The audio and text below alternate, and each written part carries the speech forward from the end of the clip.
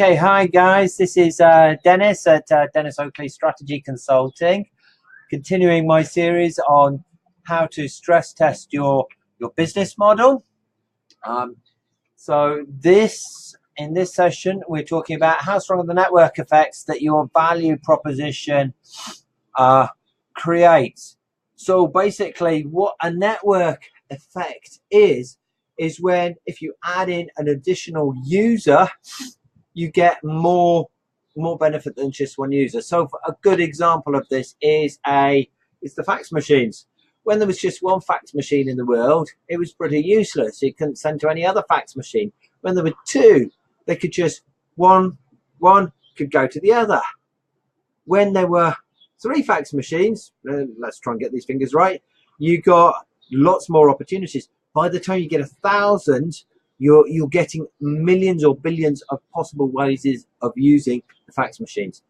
1 million, 10 million, 100 million fax machines. Suddenly, the work environment is transformed by what they can do.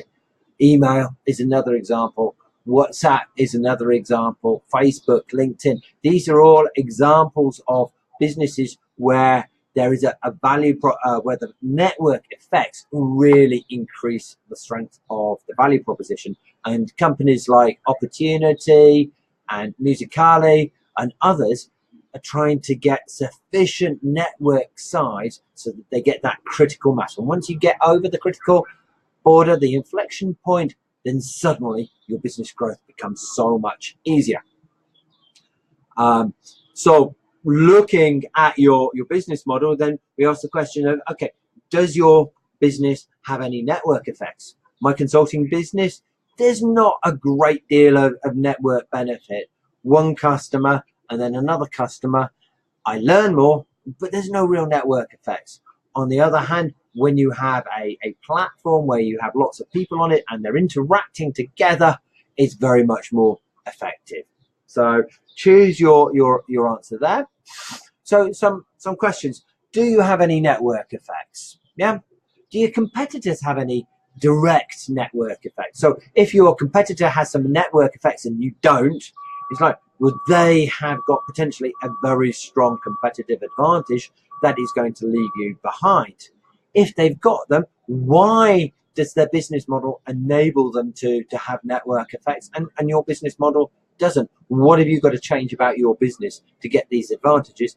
And I guess there's an ancillary question here, is if you've got lots of, if there's the potential of network effects, what is going to be the cost to change your business so that you can achieve them? How high is that cost going to be?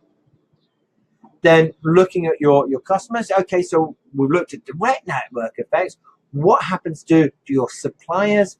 Do your customers have any network effects of their own that you can piggyback off? So for example, if we think about say car manufacturers, they piggyback off the fact that there are a huge network of petrol stations, so the cars can be refueled anywhere. So then, broadly speaking, they can go and sell cars anywhere. At the moment, in contrast, Tesla, the charging network for electric cars is a lot thinner, a lot weaker than the petrol station network. So you have to be a lot more careful. So Tesla does not have indirect network effects supporting them in that specific example. Did you previously have any network effects that benefited from you? So going back to the fax example, over the years, I've seen fewer and fewer faxes in people's offices. So the fax is becoming less and less relevant. And I mean, one of my companies a few years ago, we decided, okay, we're not even going to have a fax machine. We'll have fax software that captures the incoming faxes. And then after a while, we stopped getting any faxes, so we just cancelled the software. So we have no ability to receive or send out faxes now.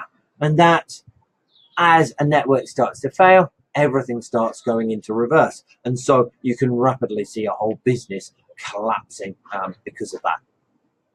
And finally, how would you have to change your value proposition to take advantage of a network effect. And I think this is most interesting when you're looking at industries where there is a lot of technological change, where a lot of things are happening, and it's worth going out and just saying, can this happen? Can this happen every so often? Not because you expect it, but because it's just good business practice to do so. It's part of the outer loop, just an observation of the environment, because if somebody else starts to do it, suddenly you will be at a severe competitive disadvantage if they manage to jump on the back of some unknown network effect that can now be exploited.